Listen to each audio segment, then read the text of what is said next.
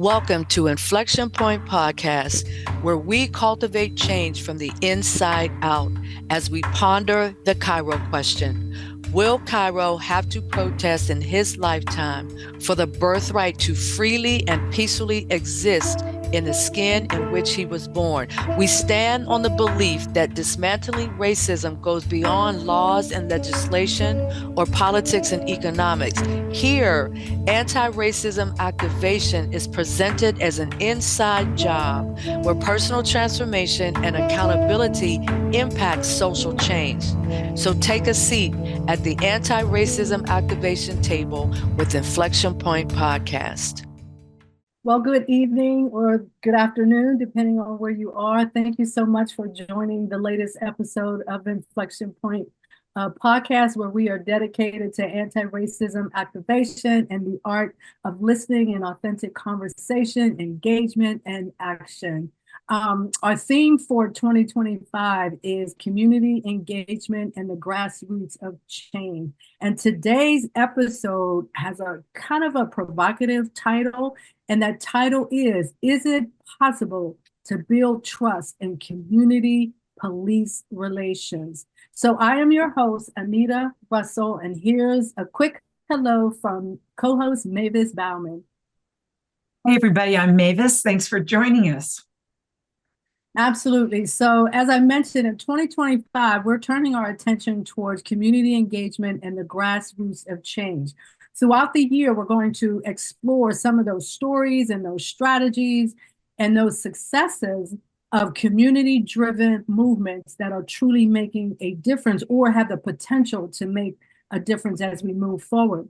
And each episode will focus on some theoretical things, some practical examples, allowing our audience to gain some insights that they can apply in real-world community engagement efforts that they might be involved in. So throughout this season, we'll be introducing some case studies and some guests who reflect that community engagement in action. So we're going to just jump right on in. And we're going to start off with a conversation about the power of listening and political conversations and how that can contribute to understanding community needs. So when you kind of think about where we are now, it just feels like everybody's just talking at each other. And one of the things that we really talk about when it comes to Inflection Point podcast is this idea of how important it is to be engaged in conversations with a listening ear. So your whole entire purpose for being engaged in conversation is to listen. And I mean listen authentically, meaning I really want to have an idea of what is happening, with this individual that I'm engaged in a conversation with, particularly if it's something that I don't know very much about. I don't know much about their narrative or their story or their experiences. And so coming in with an attitude towards active listening can be a very powerful tool. So that's the importance of thinking about how the power of listening in political conversations can contribute to understanding community needs. And if you think about it, what all of this conversation in the political arena, it should be about understanding community needs. What are the needs of the citizens? What are the needs of the people? What is the impact going to be on some of the decisions that are being made? And so, again, just kind of thinking about what things can look like when active listening is not present in those political conversations. You get a whole lot of negativity. Wouldn't you agree, Mavis? Absolutely. Yeah, there's so many things that can go wrong. And it starts with not truly listening, but listening to respond, listening to talk, losing that connection with the person that you're trying to engage with, but you have to really focus on that person. So, from an individual to a group, the conversation goes south if you don't practice that active listening. Absolutely. So I actually have a list of 7 examples of what can happen without active listening. And none of these are new. I mean, Right. it's quite obvious when you think about it. So, for example, polarization can deepen where people become more entrenched in their own views, reinforcing their own echo chambers and reducing those opportunities for mutual understanding. And so the point is to get to a place where part of the desire or part of the end game or the goal is that mutual understanding. Then we have miscommunication. I think we all can talk about how miscommunication actually shows up when, when people are not in active listening mode. People misunderstand. There's misinterpretation of the other person's position. Sometimes it creates conflict and hostility. And I think we can all agree that we're in this environment where a lot of hostility is there, a lot of conflict and all of that. And then one of the golden pieces of this, when we think about this idea of having these intentional conversations with intentional listening, is that they can develop trust, right? But when you don't have the presence of that, mistrust or distrust is what you propagate, it's what you grow, right? And so people misunderstanding or misinterpreting one another's positions, leading to unnecessary conflict and hostility. So, for example, just because your view is different from mine doesn't necessarily mean that we have to have a fight about the fact that your view is different from mine. We should be able to sit down and have an adult conversation to really think about and understand why each one of us has a different view. Like, where are you coming from? What are your experiences? What is your narrative? What is your history? Because we all bring something different to the table, and there isn't just one story that represents the entire nation. There really isn't. No way. I learn that more and more every day. It depends on the place that formed you, or the places that formed you, and the beliefs that came from that. Yeah, there are so many different perspectives. Absolutely. So another one is collaboration becomes very difficult, because if you're constantly going like this, there's no room for collaboration. There's no room for that engagement or productive problem solving if you're constantly battling with one another. And then another really important one is how marginalized voices can be overlooked. They're not heard. Their experiences are irrelevant. Their stories are irrelevant, right? And so that is one of the dangers also that can grow out of this idea of not being able to engage in listening mode when you're having a conversation. So I would challenge people out there who are listening to this to kind of adjust your ear, even as we're speaking. Good point. Adjust your ear to kind of get a sense of where we're coming from, because not always where the other person is coming from has to be a combative stance that you take, right? And then there's also the emotional reactions. Right now, I feel like everybody's in this heightened state of emotion. There's so many things that are coming out at us, coming down the pipe, jamming us in our heads, like literally knocking us unconscious half the time. And of course, I'm being a bit facetious, if you will, but the reality is there. We're in a heightened state of emotion. So Mavis, do you agree? Absolutely. Absolutely. And when you mentioned the marginalized voices, I think about what happens often is the voice itself is just discounted right up front because it's a marginalized person. And you never know where an idea is going to come from. And if a person wants to speak, let them and listen. Absolutely. Absolutely. Because you're making a really great point. So there's, on the one hand, where marginalized individuals are just not heard physically, they're not emotionally, they're not heard. And you have other times when their voices are screaming and their voices are being ignored. And they're still not heard. And they're still not being heard. Yeah. That is exactly Yes. the point. And sometimes I look at all of this stuff and I feel like, we're all grown-ups here. Well, for the most part, we're all grown-ups here. So we should be able to tackle what's going on. How can we take things in a different direction and think about more community engagement? Because when that conversation isn't there, community engagement actually declines, right? And so if the political discussions, if they get too toxic, people disengage. Yeah. People don't want to talk. If I could make a point on that, I'm just going to confess that it happens to me big time. The idea that someone comes up with a very controversial conversation or a reaction to something that I'm saying, and it makes me want to back away totally. Mm-hmm. And we lose that interaction and things get worse. And so I just want to encourage all the listeners to look at yourself, take special notice of the next time that you're talking with someone, either you don't understand or you disagree with, what is happening inside. As you always say, Anita, cultivate what's happening. Look at what you're thinking and how you're feeling and what you believe. And, take this risk to really hear something new.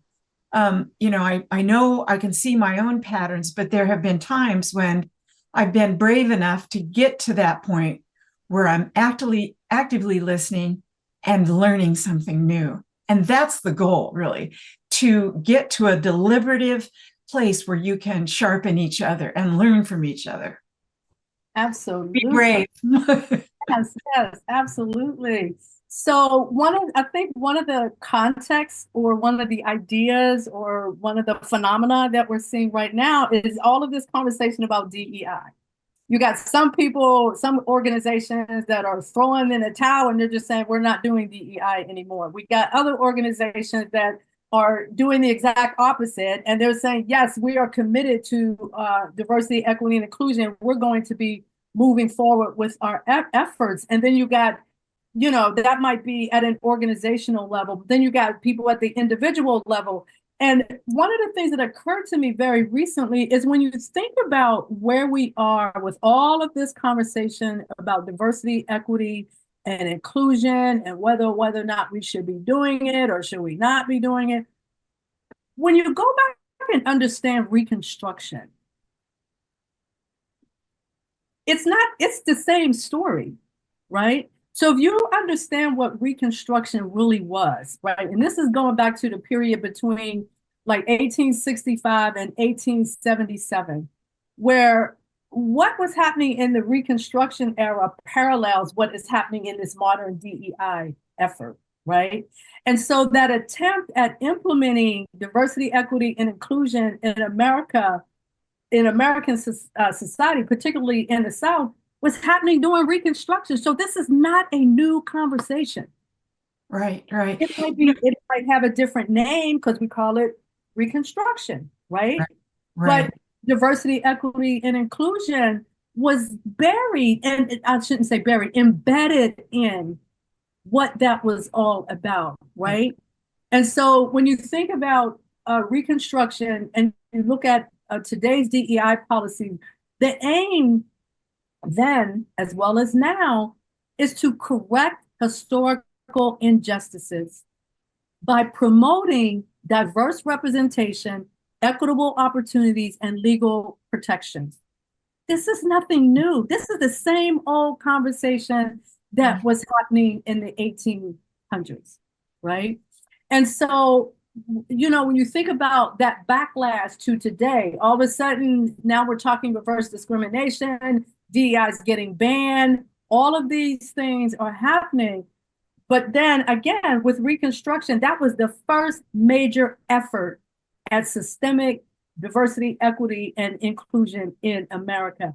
But its downfall really showed how fragile the progress can actually be without sustained commitment. And part of what we're talking about here is about getting to the point of sustainability and commitment and all of that, and making that happen through the right type of conversation, right? In Exactly. that in those political circles, having those conversations. But I think also in particular, where we are right now is having those conversations at the grassroots level. Yeah. I really think that that is part of what's going to make the difference, because what I'm seeing at the grassroots level is pretty amazing, right? I stumbled upon an organization today, just randomly heard this thing, and it aligns with what I'm talking about. And it's called indivisible.org. And on Indivisible, they have a practical guide to democracy on the brink. And there's strategies, tactics, and tips for how everyday Americans can fight back together wherever we live. That Right. is the power of grassroots. I'm on their mailing list and I'm fascinated by their approach. I think it's great. I just wanted to mention something in case some of our listeners aren't really familiar with the period of Reconstruction, and correct me if I get this wrong, but it was a time after slavery, quote unquote, was ended, and Black folks started to build their own lives economically, legally, geographically, and this was supported by government action. And then at the end of Reconstruction, basically all of that progress was taken away.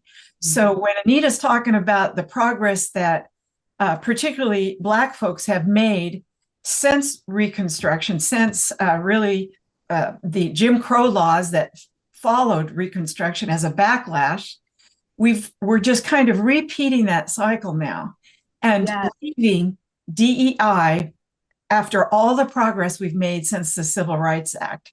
So it really is a strong parallel. I just wasn't that familiar with the term Reconstruction until I started working on this podcast. And the other thing is just to remind you that DEI stands for diversity, equity, and inclusion. In case you're not familiar, if you're just hearing DEI, think about those words and what they mean. The idea here, relates so closely to active listening, because if you section out of people you're not going to listen to, we are not going to get to any sort of place where we can work and grow together. Mm-hmm. So I just want to do that for, based on some conversations I've had, I thought that would clarify. Yeah, absolutely. And then just to add a little bit of power to what you just said, some of the things that happened during that time period, you had the Freedmen's Bureau, which provided education, healthcare, and economic support to the formerly enslaved individuals and the poor and poor whites. And that's one thing that I really want to emphasize here, that people think all of these things are just about Black people. No, it's about the citizens. Yes. Includes white people as well. Then we had the Civil Rights Act of 1866. So the Civil Rights movement and all of that didn't just come in the 60s.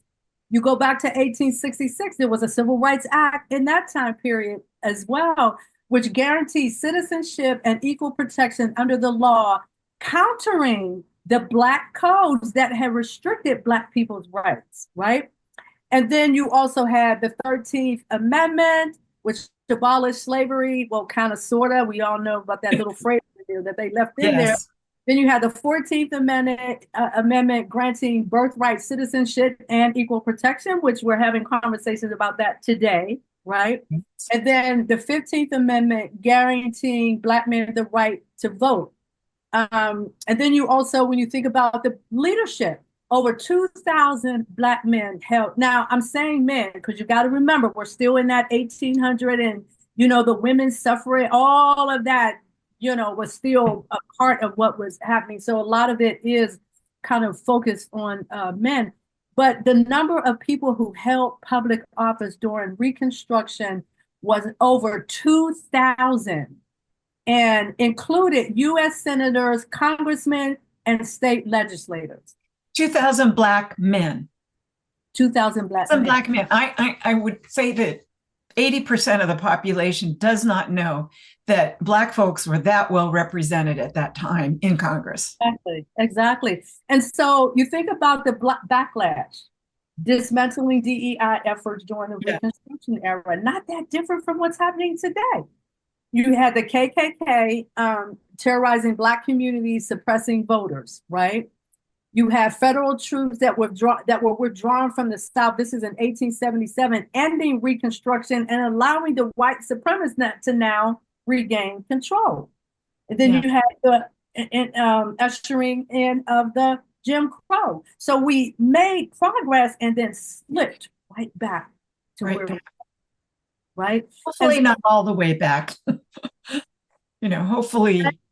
Hopefully not all the way back. We kind of ratchet up, but it's going through Jim Crow, I would say we were basically all the way back. All the way back. You just went through what Jim Crow was all about. And, the white water fountain, the black water, everything was literally just really, really segregated around that black and white line, right, during that time period. And so I just wanted to kind of call some of that information into our conversation here. I'm glad you pulled that up, Anita. That's really helpful. Yeah, because again, it's about putting it in context. Yes. And so the question becomes, what kind of conversations are we going to have today that are different from the conversations that we had in the past? So when I think about Kamala Harris running for president, and I think about all the different people, if you remember when she first declared, remember those Zoom meetings that were happening? You had white dudes for Kamala. Tens of thousands. Yes, thousands of people, which crossed racial lines. Yes. It crossed racial lines. So if you got that energy still there, and I believe that it is, right? Yes. I truly believe that that kind of energy is there to kind of continue moving in that direction. And so one of the things that that I had mentioned earlier was this idea of trust.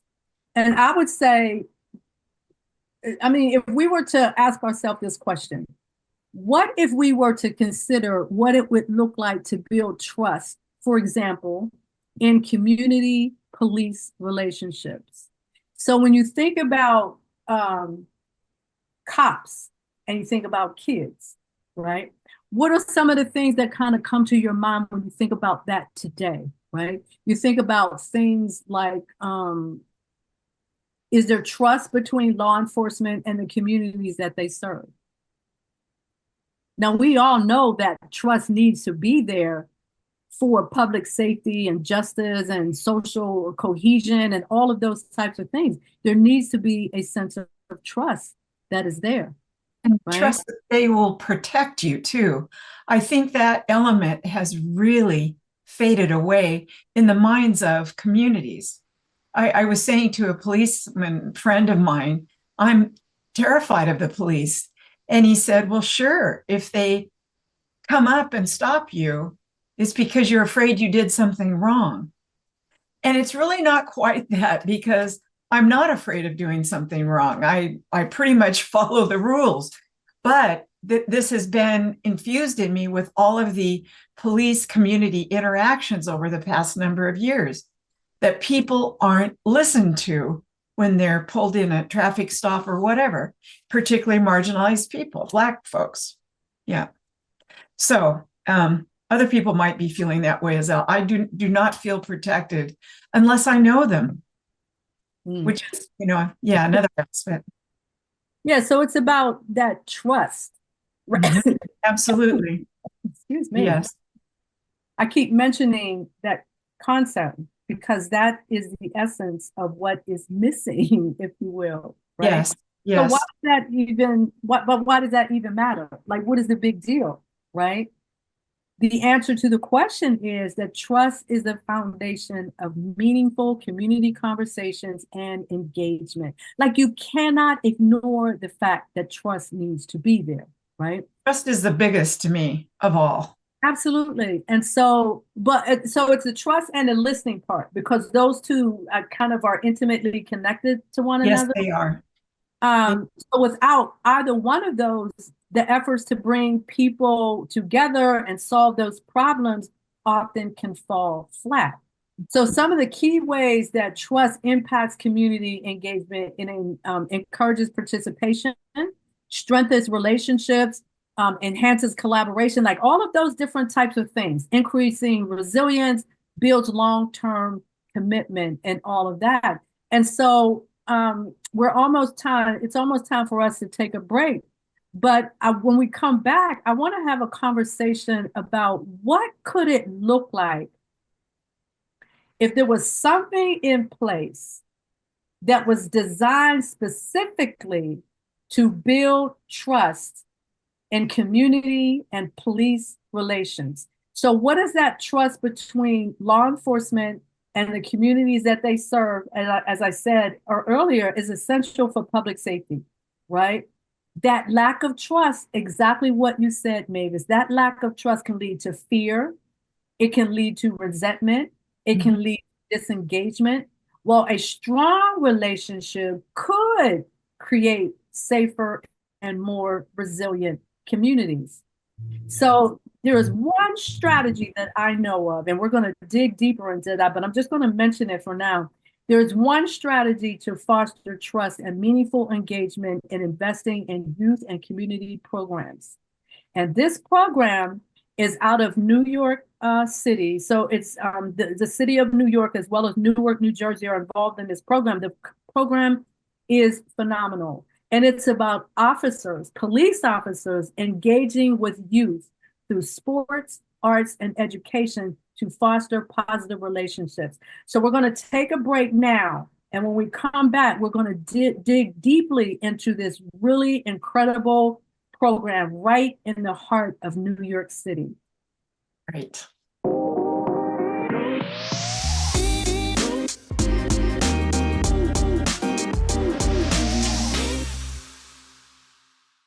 So welcome back to Inflection Point Podcast as we continue the journey from community conversation to community engagement.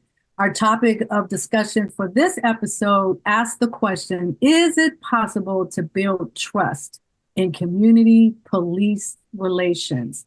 So I would like to present to the audience a case study, a bit of a case study. And it's about an organization called Operation Conversation Cops and Kids, right? And this program came through the All Stars Project, which is in New York City. The All Stars Project was founded in 1981, and it is a 501c3 national nonprofit that uses a performance-based approach to help teams of thousands of teens in inner city youth and their families to create success in their lives. The mission is stated as such: through the development of the power of performance, we transform the lives of youth from poor and underserved communities in partnership with caring adults, giving everyone the opportunity to grow. And this was actually one of the people that was involved in founding this program is a woman by the name of Dr. Lenora Fulani. And I'm going to scroll down a little bit, get a little bit of information on her. So I have a link that folks reading or listening to the podcast will be able to go and check this out. It's a video. It's a compilation that features the work of Dr. Fulani. She's an independent political leader, educator, and developmentalist. Born April 25th, 1950 in Chester, Pennsylvania in 1988, she became the first woman and the first African American to get on the ballot in all 50 states running for president of the United States. President. That for a historical fact. She ran as an independent candidate, and she has a PhD in developmental psychology, founded the All Stars Project, which uses a performance-based approach to learning and development.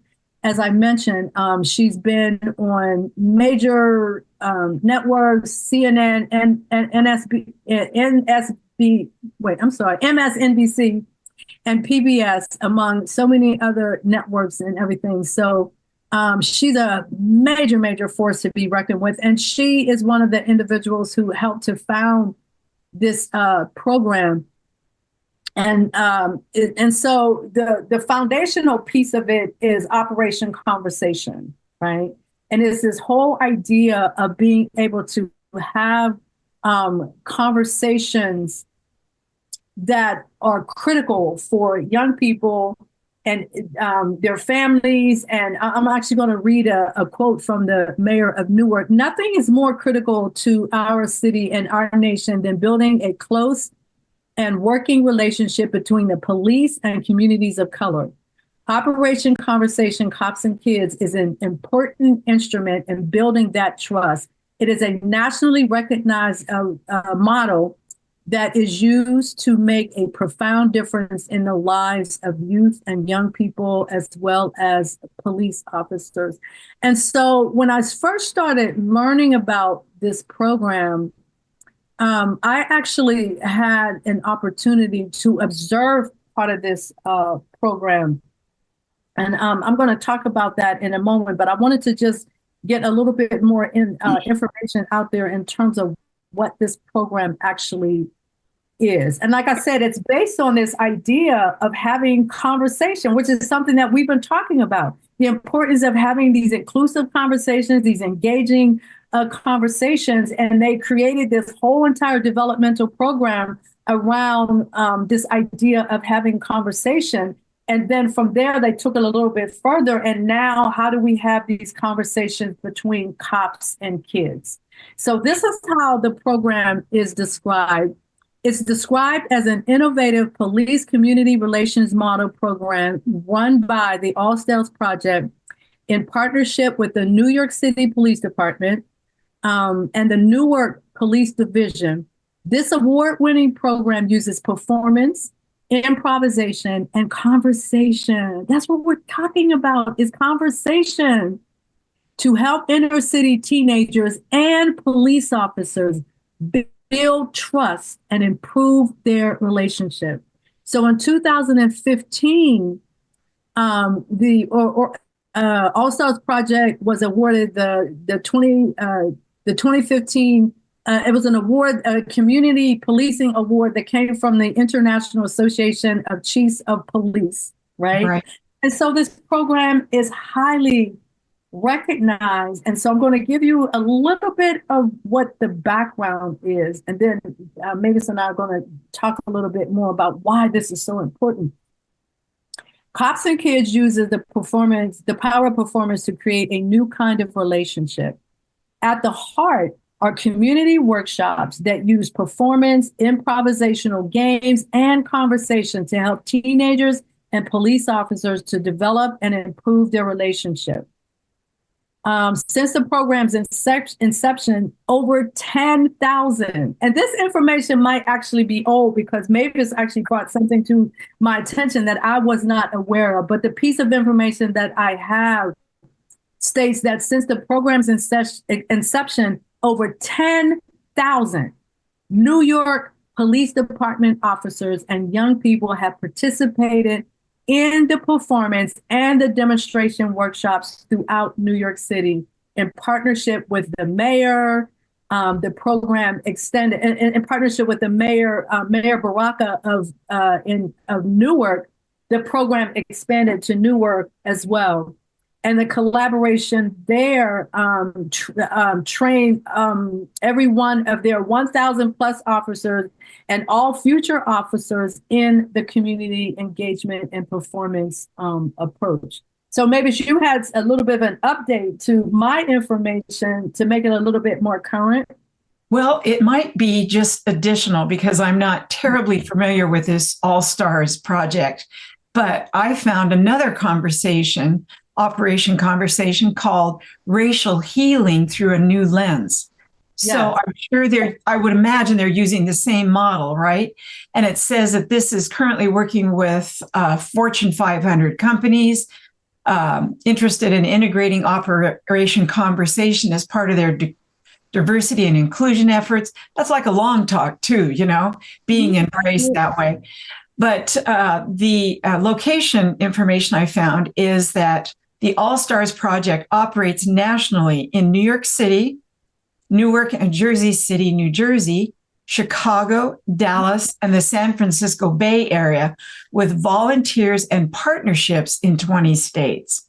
And when I saw that, Anita, I thought, could we get that program in Congress? Imagine if our congressional representatives and our senators had to go through this program about how to talk to each other and just what it means. I just think it's an amazing tool.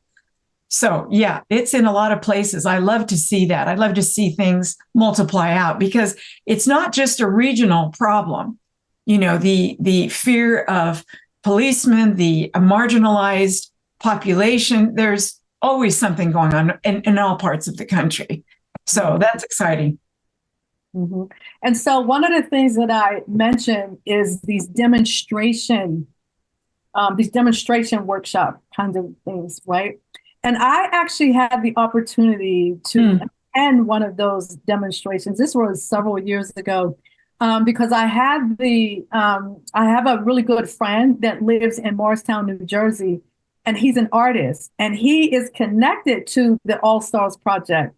And so he and I got to talking one day, and he started telling me all about the All Stars Project and Dr. Fulani and the Operation Conversation Cops and Kids. And of course, my interest was piqued beyond imagination, right?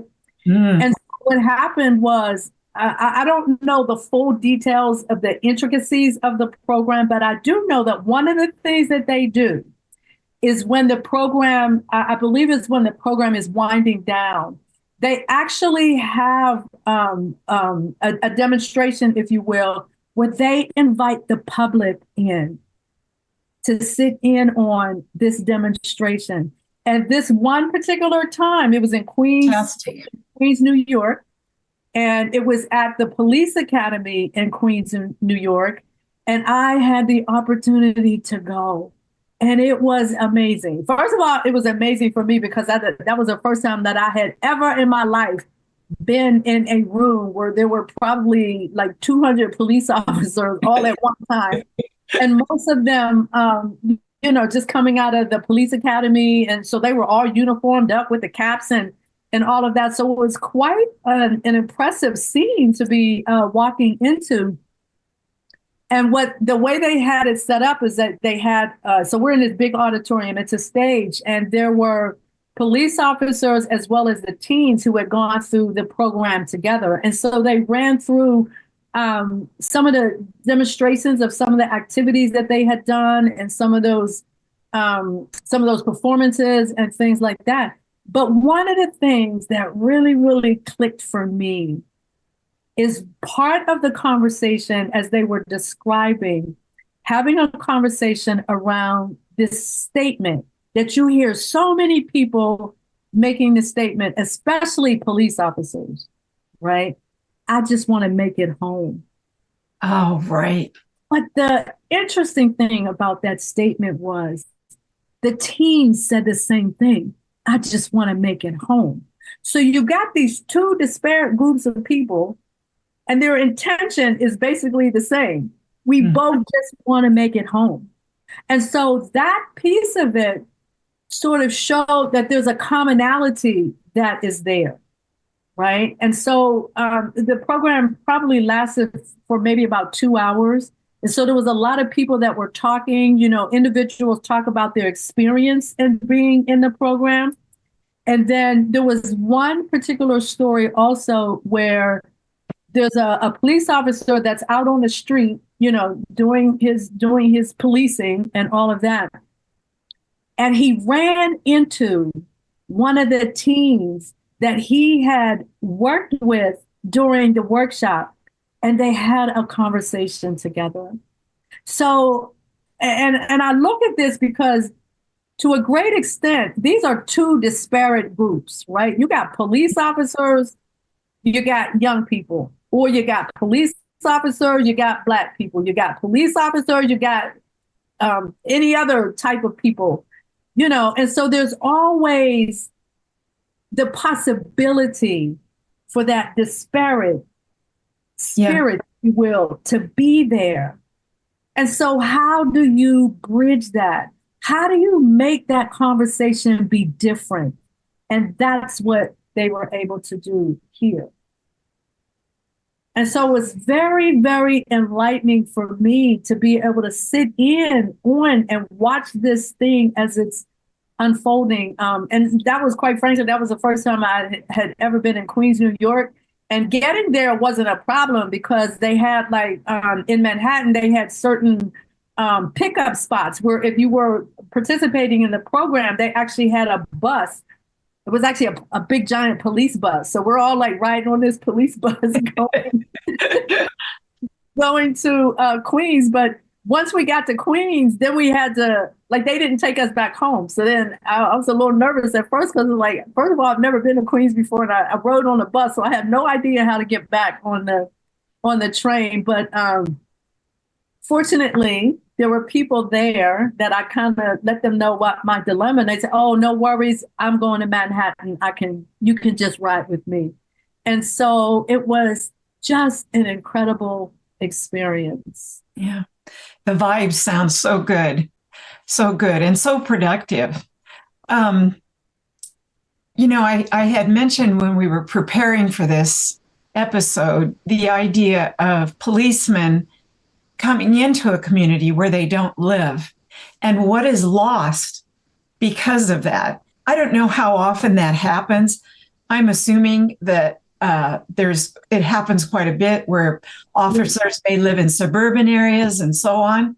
And so there's no relationship, like this kid running into the policeman and they had a chat, there's no relationship.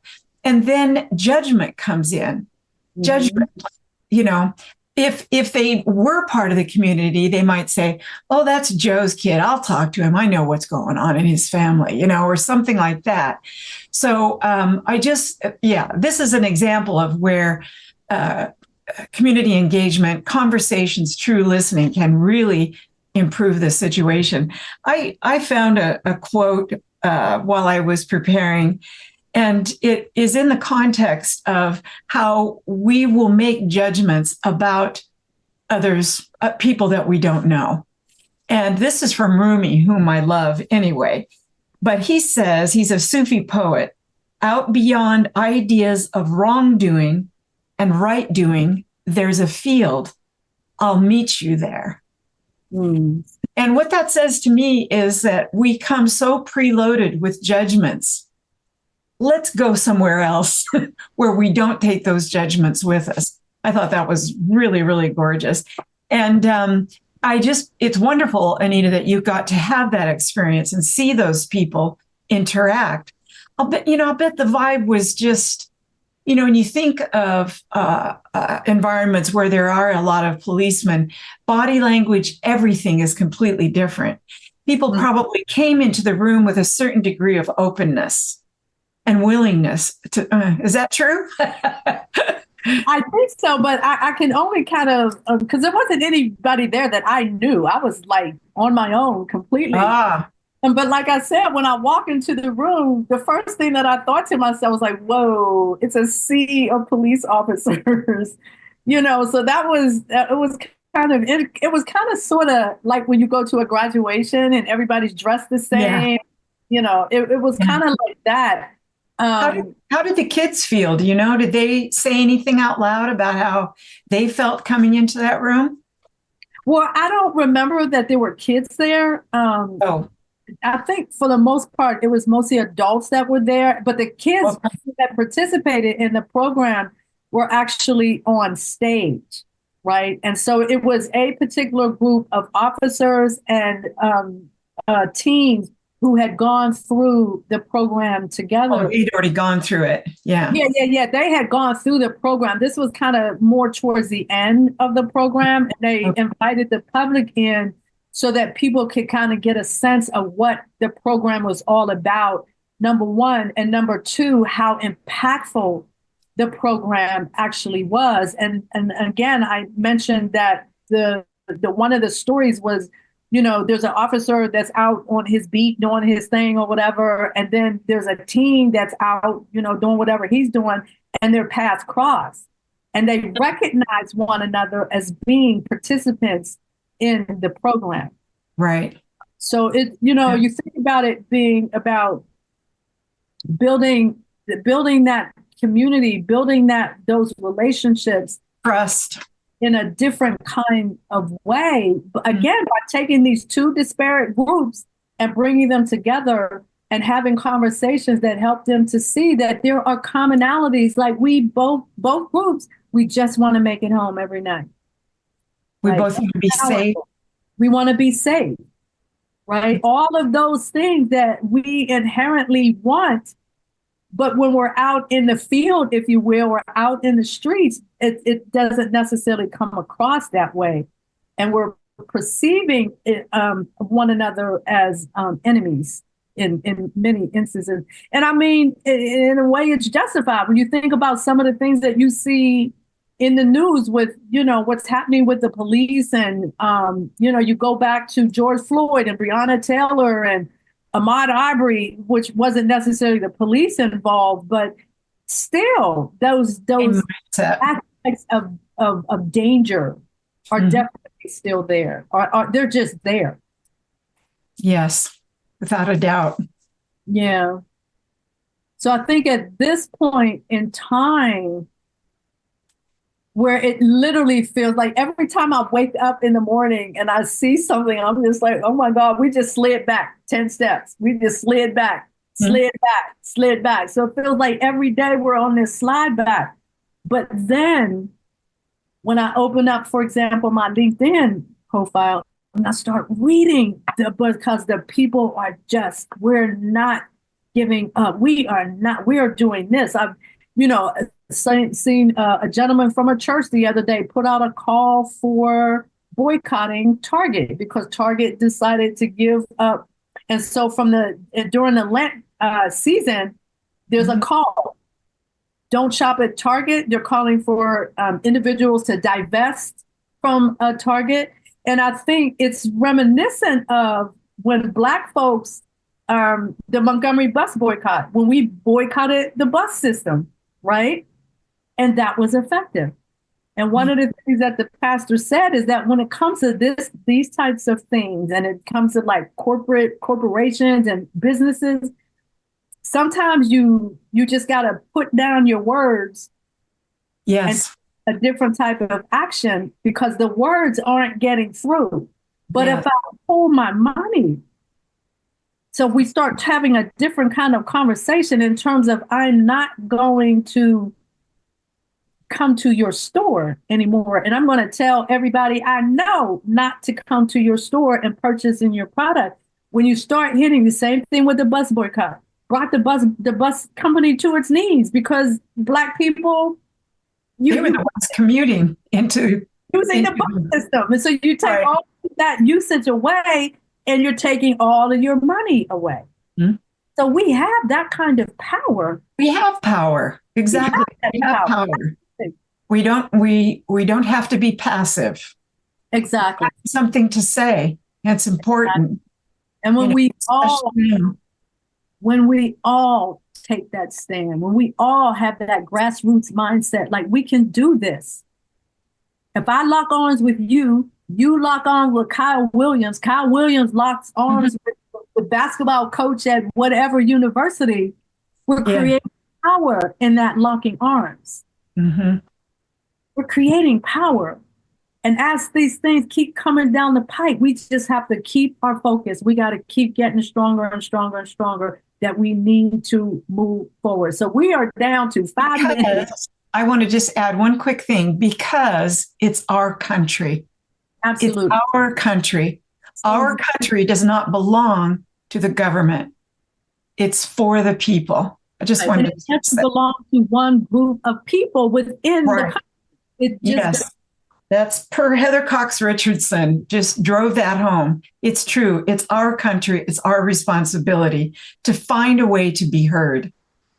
Right. So we literally have about 5 minutes that are left. So I wanted to kind of close things out.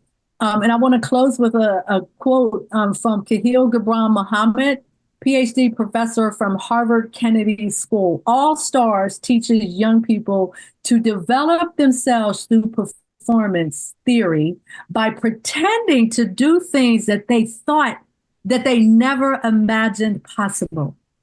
That is such a powerful statement. It's provocative. Right? I wonder what all it means beyond imagination. Well, yeah, you can begin to imagine a different future. That's really what it boils down to, right? And then we connect it back to the Cairo question. So will Cairo, or he's 4 years old now, getting ready to turn 5, will he have to fight in his lifetime for the birthright to freely and peacefully exist in the skin in which he was born? Is it possible to imagine a future free from the shackles of racism, discrimination, bias, inequity, inequality, and the like? And I believe the answer is yes. Yes, I do too. And we all have a role to play. And that key is transformative engagement. So the question is, what will you do to contribute? Those people who are listening to this or watching it or whatever, what are you going to do? Because we want to hear from you. We want to know what you're going to do. And one of the things that you can do is you can start by joining our conversation on our private Facebook page under the podcast name Inflection Point Podcast. So if you go to facebook.com/groups/Inflection Point Podcast, and inflection is spelled INFLEXION Point Podcast. And then you can join our Facebook group. It's a private group. And we want to be able to use that platform to have discussions, to take the discussion beyond what we're doing here on this platform and bring it into a different. Yes. I hope to see you there. Yeah, absolutely. Absolutely. So just remember, it really is possible to imagine a different future. And whatever it is you are doing in your space, in your community, in your environment, to imagine that different future, just keep on doing it. Don't stop. Just keep on doing what you're doing. Yes. Okay? So that's my final words of encouragement, because we got this. We can do this, right? Yes. So to our audience, I just want to thank you for joining us on Inflection Point Podcast here on Transformation Talk Radio. We are here every first and third Wednesday at 3 p.m. Pacific time, 6 p.m. Eastern time, as we continue our community conversation, and we'll see you the next time. Thank you for listening to Inflection Point Podcast, where our mantra is cultivating change from the inside out. The journey towards anti-racism and social change doesn't stop here. Truth, reconciliation, and healing come from ongoing, open, honest, and deliberate conversations. Continue to dive in and deconstruct your thoughts, ideas, and beliefs as we band together to manifest social change. Tune in to Inflection Point Podcast every first and third Wednesday at 3 p.m. Pacific, 6 p.m. Eastern, here on TransformationTalkRadio.com for more conversations about how we can cultivate change from the inside out.